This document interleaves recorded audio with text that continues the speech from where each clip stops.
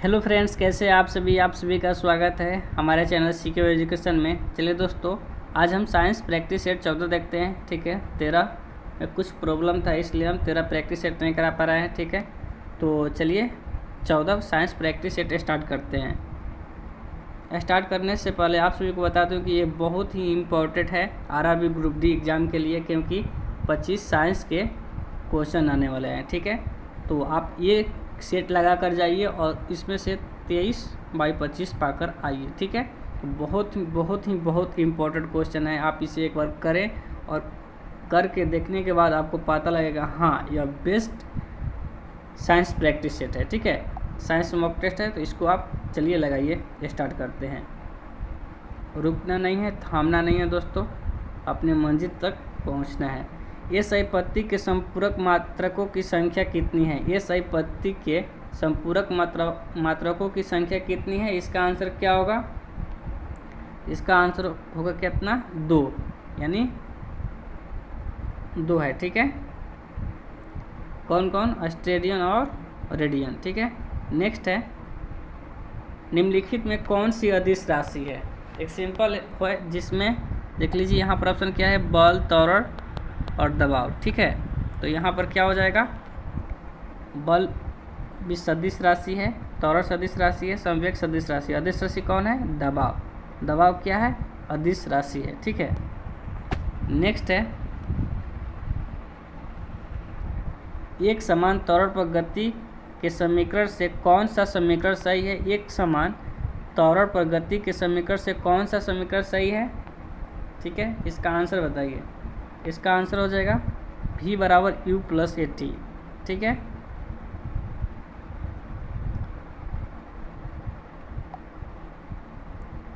अगला देखिए, किसी पिंड पर समरूप अचर बल लगाने से कौन सी निम्नांकित राशि स्थिर हो जाती है? किसी पिंड पर समरूप अचर बल लगाने से कौन सी निम्नांकित राशि स्थिर हो जाती है?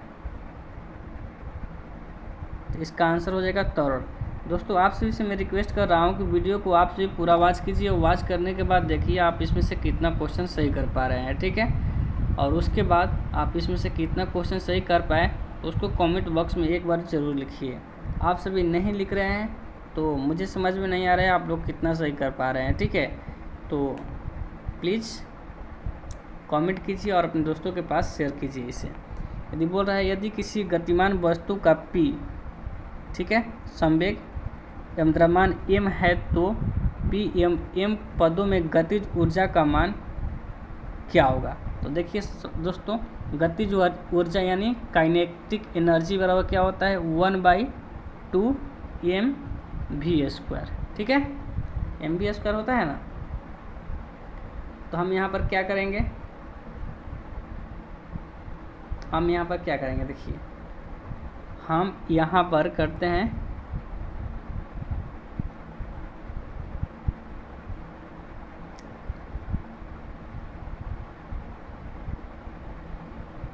यहाँ पर तो इसका आंसर ए हो जाएगा, बट कैसे होगा?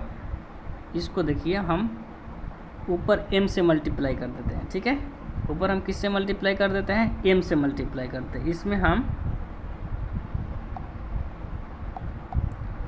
m से मल्टीप्लाई कर दिए और नीचे m से भाग कर दिए, तो क्या हो जाएगा? तो हो जाएगा ना 1/2, एक क्या हो जाएगा? m² हो जाएगा और v² हो जाएगा। ठीक है, बटा में m हो जाएगा। ठीक है, ये क्या हो जाएगा? mv को हम mv p बराबर क्या होता है? mv होता है, तो इसको हम p² लिख सकते हैं, बटा में 2m लिख सकते हैं। इसलिए इसका आंसर ऑप्शन नंबर डी हो गया। ठीक है, चलिए आगे देखिए, गुरुत्वाकर्षण न्यूनतम होता है। गुरुत्वाकर्षण कहाँ पर न्यूनतम होता है? इसका आंसर क्या होगा? गुरुत्वाकर्षण कहाँ पर न्यूनतम होता है? तो इसका आंसर हो जाएगा विषुवत रेखा पर न्यूनतम होता है। चलिए आगे देखिए, एक उत्तल लेंस का अधिकतम आवर्धन क्षमता 8.5 है, तो इनका मान पावर में होगा। ठीक है, यदि बोल रहा है, देखिए दोस्तों, न्यूमेरिकल भी आएगा 3-4। ठीक है, तो आप न्यूमेरिकल का सॉल्यूशन चाहते हैं तो आप कमेंट कीजिए, मैं उसका सॉल्यूशन अवश्य दूंगा। ठीक है, तो एक उत्तल लेंस का अधिकतम आवर्धन क्षमता 8.5 है, तो उनका मान पावर में कितना होगा? ठीक है, कितना होगा? तो इसका आंसर हो जाएगा 30D। कितना? 30D हो जाएगा। ठीक है,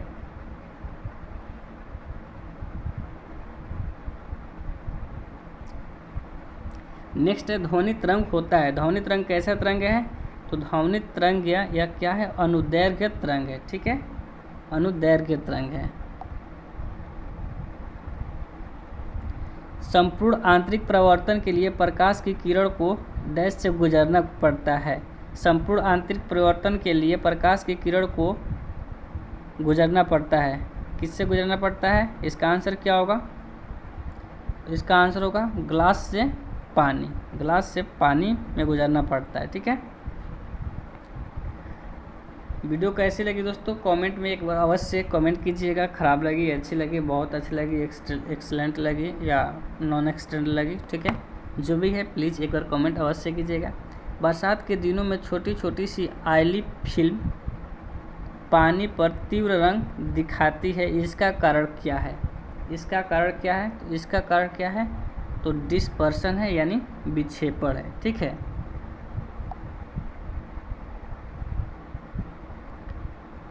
अगर विशिष्ट पदार्थ का विद्युत प्रतिरोधकता अचानक गिर जाता है, यदि विशिष्ट पदार्थ का विद्युत प्रतिरोधकता अचानक गिर जाता है, गिरकर शून्य हो जाता है, तब वह पदार्थ क्या कहलाता है?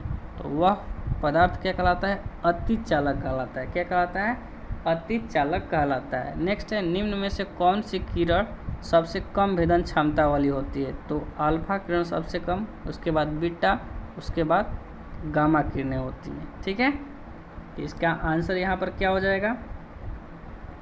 तो इसका आंसर हो जाएगा अल्फा किरण यहाँ पर। ठीक है, कम पूछा है तो अल्फा किरण।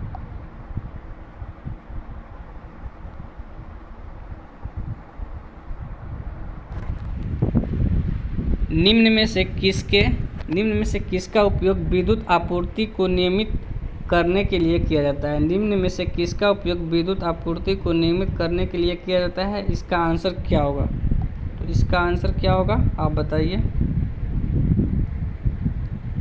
तो इसका आंसर हो जाएगा जेनर डायोड। ठीक है, नेक्स्ट है निम्न में से कौन भौतिक परिवर्तन है? निम्न में से कौन भौतिक परिवर्तन है? तो इसका आंसर क्या हो जाएगा? ऑप्शन नंबर बी, स्टील का पिघलना। ठीक है,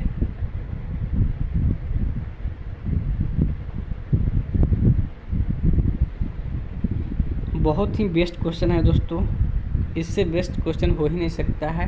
परीक्षा के लिए संभावित प्रश्न बहुत ही अच्छा है। निम्नलिखित में से कौन सा पदार्थ ऊष्मा को उत्सर्जित करता है जब इसे जल में घुलाया जाता है? निम्नलिखित में से कौन सा पदार्थ ऊष्मा का उत्सर्जित करता है, यानी ऊष्मक्षेपी हो गया। ठीक है, जब इसे जल में घुलाया जाता है। यहाँ पर इसका आंसर क्या हो जाएगा?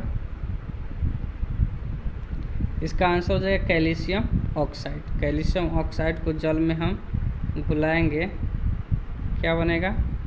तो CaOH का होल ट्वाइस बन जाएगा। ठीक है, नेक्स्ट है प्रतिक्रिया की दर की इकाई क्या होती है? प्रतिक्रिया की दर की इकाई क्या होती है? इसका आंसर हो जाएगा, नहीं पीछे वाला क्वेश्चन भी छूट गया। ठीक है, हाँ 16 नंबर क्वेश्चन छूट गया था। निम्न में से कौन सा क्लोरिक अम्ल का रासायनिक सूत्र है? निम्न में से कौन सा क्लोरिक अम्ल का रासायनिक सूत्र है? तो इसका आंसर क्या हो जाएगा? HClO3।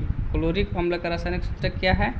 HClO3। ठीक है, क्लोरिक अम्ल। ठीक है, और ये क्या है? तो ये है हाइड्रोक्लोरिक अम्ल। ठीक है, तो नेक्स्ट है प्रतिक्रिया की दर। प्रतिक्रिया की दर की इकाई को क्या कहते हैं?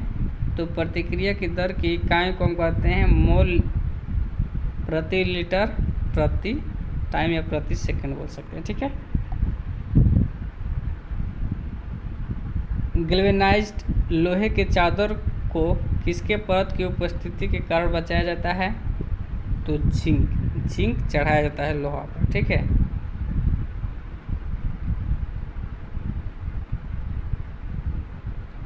नेक्स्ट है,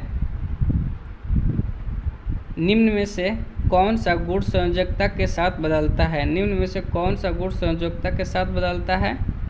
तो इसका आंसर हो जाएगा बी, समतुल्य भार। नेक्स्ट है, हाइड्रोजन के तीनों समस्थानिक एक दूसरे से किस प्रकार भिन्न होते हैं? हाइड्रोजन के समस्थानिक एक दूसरे से किस प्रकार भिन्न होते हैं?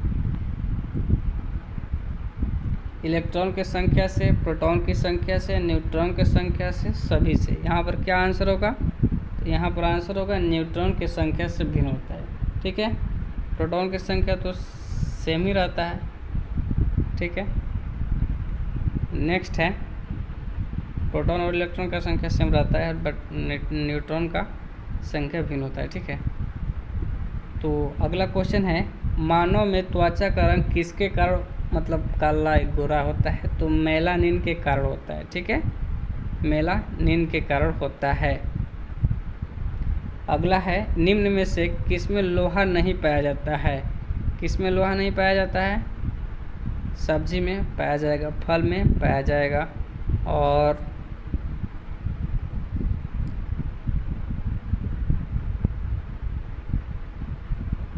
दूध में नहीं पाया जाएगा, ठीक है। दूध में क्या नहीं पाया जाता है? दूध में लोहा नहीं पाया जाता है, ना इसमें विटामिन सी भी नहीं पाया जाता है, ठीक है। नेक्स्ट देखिए, सर्प के काटने से सबसे पहले क्या प्रभावित होता है? सर्प जब सांप काट देता है, दोस्तों मेरे को भी एक बार सांप काटा था होली के मॉर्निंग टाइम में, ठीक है। तो हम लोग भी गए गंजिया बाबा के जगह वहाँ पर, ठीक है। तो ठीक हो गया, ठीक है। तो देखिए, आप सभी बच के रहिए। सर्प के काटने से क्या होता है? सबसे पहले क्या प्रभावित होता है? तो सर्प के काटने से सबसे पहले रुधिर परिवहन प्रॉब्लम होता है, क्योंकि रक्त का थक्का जमने लगता है उसमें, ठीक है। जब सांप काट देता है तो क्या रक्त में थक्का जमने लगता है और रक्त परिवहन बंद हो जाता है, इसलिए लोगों की मृत्यु हो जाती है। बट जहरीला सांप काटेगा तब, अगर जहरीला सांप नहीं कटेगा तो कुछ नहीं होगा, ठीक है। नेक्स्ट है, मनुष्य के शरीर में मांसपेशियों की संख्या कितनी है? मनुष्य के शरीर में मांसपेशियों की संख्या कितनी है? तो 639 है। अगला है,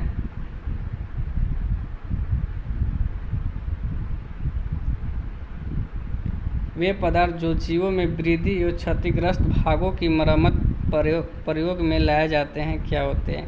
वे पदार्थ जो जीवों में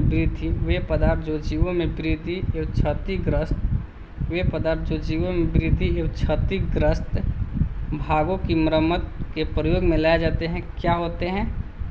इसका आंसर क्या होगा? तो प्रोटीन, ठीक है, प्रोटीन होगा, ठीक है। दोस्तों, वीडियो कैसा लगा? आप सभी एक बार इसको लाइक कर दीजिए और अपने दोस्तों के पास शेयर कर दीजिए, ठीक है। और बताइए कि ये ग्रुप डी के लिए साइंस कैसा रहा, ठीक है। चलिए bye, thank you, love you.